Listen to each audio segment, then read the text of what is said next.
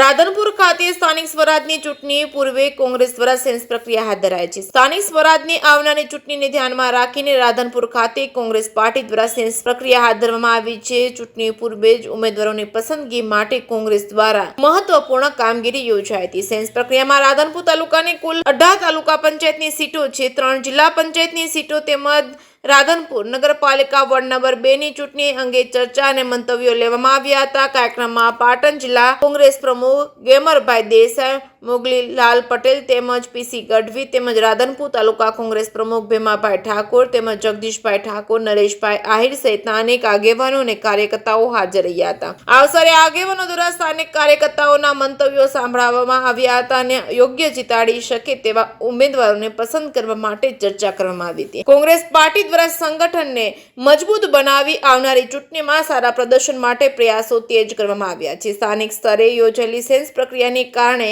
કોંગ્રેસ કાર્યકર્તાઓમાં ઉત્સાહ જોવા મળ્યો છે અને આવનારી ચૂંટણીને લઈને રાજકીય હલચલ તેજ બની છે। જે કે સિંગુદત સાથે મોનુ ઠક્કર, રાધનપુર।